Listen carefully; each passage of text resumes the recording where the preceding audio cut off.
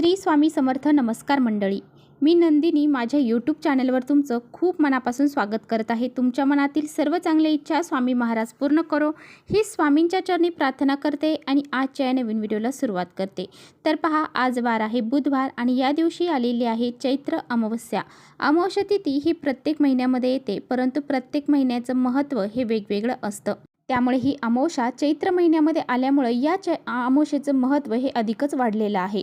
या महिन्यामध्ये पहा, आपण रामनवमी, गुढीपाडवा, हनुमान जयंती, त्याचबरोबर चैत्र नवरात्र यासारखे सण उत्सव साजरे केलेले आहेत. त्यामुळे हा महिना अत्यंत पवित्र आणि शुभ मानला जातो आणि त्या महिन्यात येणारी जी अमावस्या आहे तर या अमावस्येचं महत्त्व देखील अधिक वाढलेलं आहे. तर या अमावस्येला दर्श अमावस्या, भुताडी अमावस्या या नावाने देखील ओळखलं जातं.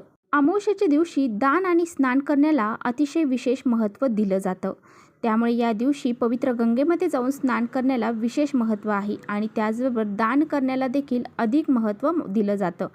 तर पहा, अमावस्या जी आहे तर त्या तिथीला आपण माता लक्ष्मीची पूजा करत असतो आणि त्याचबरोबर आपल्या पितरांची देखील पूजा या दिवशी आपण करत असतो आणि म्हणूनच आपल्याला काही उपाय या दिवशी करायचे आहेत. म्हणूनच आजच्या व्हिडिओमध्ये मी तुम्हाला असा अत्यंत प्रभावशाली उपाय सांगणार आहे. संध्याकाळी आपल्याला या ठिकाणी अशी ही एक वस्तू ठेवायची आहे, म्हणजे आपल्याला दही भात रात्री झोपण्यापूर्वी या ठिकाणी ठेवायचा आहे.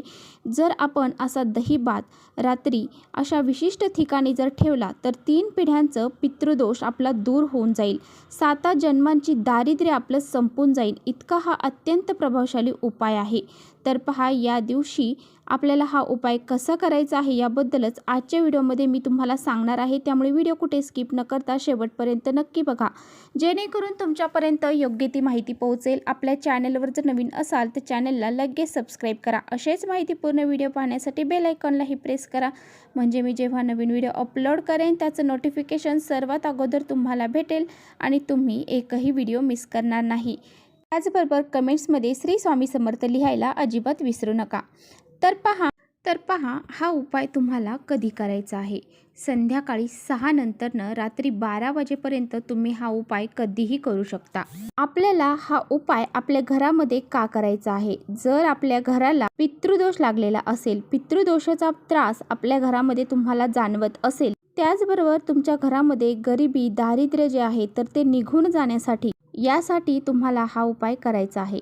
तर तुम्हाला आता असं वाटत असेल की आमच्या घरामध्ये पितृदोष आहे, हे कसं ओळखायचं? पितृदोषाची काही कारणं असतात. तर आपल्या घरामध्ये जर पैसा टिकत नसेल, आपल्या घरामध्ये जर सतत अडचणी येत असतील, महत्त्वाची कामे आपली पूर्ण होत नसतील, आपल्या घरामध्ये सतत भांडणं, कलह, क्लेश होत असेल, आपल्या घरातील मुलांची प्रगती होत नाही, ती कुठेतरी खुंटली जाते, त्याचबरोबर जे कर्ते पुरुष आहेत ते खूप कष्ट मेहनत करतात परंतु त्यांना योग्य मोबदला प्राप्त होत नाही, त्याचबरोबर आपल्या घरामध्ये खूप मोठे मुलं मुली आहेत, लग्नाच्या वयाचे आहेत, परंतु त्यांचा विवाह जमत नाही किंवा विवाह झालेली मुलं आहेत त्यांना संतान प्राप्त होत नाही, त्यांच्या कुंडलीमध्ये काही दोष हे निर्माण होत असतात. त्याचबरोबर घरामध्ये सतत आजारपण असेल, एक व्यक्ती आजारी पडली की लगेच दुसरी व्यक्ती आजारी पडते, यामुळे जो आलेला पैसा आहे तर तो आजारपणातच निघून जातो. आपल्या घरामध्ये पैशाला पैसा लागत नाही, पैसा हा घरामध्ये स्थिर राहत नाही, म्हणूनच आपल्या घरामध्ये गरिबी आणि दारिद्र्य हे येत असतं. अशी ही जी कारणं आहेत तर ती आपल्या घरामध्ये पितृदोष लागल्यामुळं घडत असतात आणि बऱ्याच वेळा पहा, आपल्याला असं वाटतं की आपल्या घराला कशाचा पितृदोष लागलाय. तर पहा, आपल्याला 3 पिढ्यांचा, 7 पिढ्यांचा पितृदोष देखील लागू शकतो. आपले सासू सासरे, त्यांचे सासू सासरे किंवा त्यांचेही सासू सासरे यांचा पितृदोष हा आपल्याला लागत असतो. त्यामुळे पहा, आपण प्रत्येक अमावस्येला आपल्या पितरांसाठी काही ना काही उपाय हे केले पाहिजेत. आपण जर काही उपाय आपल्या पितरांसाठी केले तर आपले पितृ आपल्यावरती प्रसन्न होतात आणि आपल्याला सुखी संसाराचा आशीर्वाद देखील देतात आणि आपले पितृ हे तृप्त होत असतात. प्रत्येक अमावस्येच्या दिवशी आपले पितृ जे आहेत तर ते पृथ्वी तलावरती येत असतात. आपल्या घराच्या उंबरठ्याच्या बाहेर येऊन ते थांबले जातात. त्याचबरोबर आपल्या घरामध्ये पिण्याच्या पाण्याचा माठ असेल तर त्या माठाजवळ सुद्धा त्यांचा वास असतो. म्हणून आपल्याला आपल्या पितरांना प्रसन्न करण्यासाठी एकतरी सेवा किंवा उपाय हे करायचे असतात. हा उपाय करण्यासाठी तुम्हाला 1 वाटीभर भात शिजवायचा आहे. हा भात तुम्हाला मीठ टाकून शिजवायचा नाही. हा अळणी भात तुम्हाला शिजवायचा आहे. त्यामध्ये तुम्हाला शिजवल्यानंतर एका प्लेटमध्ये काढून घ्यायचा आहे. जेवढा उपायाला लागणार आहे तेवढाच भात आपल्याला शिजवायचा आहे. तो एका प्लेटमध्ये काढून घ्यायचा आहे. त्यानंतर त्यावरती थोडंसं दही, 1 चम्मचभर दही आपल्याला घालायचं आहे. त्यानंतर ह्या भातावरती हळदी कुंकू आपल्याला टाकायचं आहे. हा भात आपल्याला उचलायचा आहे, आपल्या हातात घ्यायचा आहे. आपल्या घरामध्ये जी लहान मुलं आहेत त्यांच्यावरून किंवा मोठी मुलं असतील त्यांच्यावरून तुम्हाला हा दही भात 7 वेळा उतरवून घ्यायचा आहे. आणि त्यानंतर तुम्हाला तुमच्या घरामध्ये एखादी आजारी व्यक्ती आहे त्या व्यक्तीवरून सुद्धा तुम्हाला हा भात उतरवायचा आहे. त्यामध्ये एखादी व्यक्ती सतत चिडचिड करत असेल, खूप किरकिर करत असेल, उगीचच भांडणं काढत असेल तर त्या व्यक्तीवरून सुद्धा तुम्हाला हा दही भात 7 वेळा उतरवून घ्यायचा आहे. त्यानंतर तुम्हाला हा दही भात तुमच्या घरातील प्रत्येक रूममध्ये फिरवायचा आहे. तुमच्या घरामध्ये स्वयंपाकघर, हॉल या सर्व ठिकाणी तुम्हाला हा भात फिरवायचा आहे. हा उपाय करत असताना तुम्हाला त्या उपायाप्रती निगेटिव्ह विचार मनामध्ये आणायचे नाही. तुम्ही असा विचार करायचा की हा उपाय मी करत आहे, हा उपाय माझा सकारात्मक ठरणार आहे. मी हा उपाय करत आहे तर याचं फळ हे मला नक्की मिळणार आहे आणि यामुळे माझ्या घरातील सर्व पितृदोष आहे तर तो नष्ट होऊन जाईल. आणि तुमच्या मनामध्ये असे चांगले विचार जेव्हा निर्माण होतील ना, तेव्हा तुमचा हा दोष जो आहे तो नक्कीच दूर होऊन जाईल. हा उपाय करत असताना तुम्हाला तुमच्या घरामध्ये कुणाशीही बोलायचं नाही.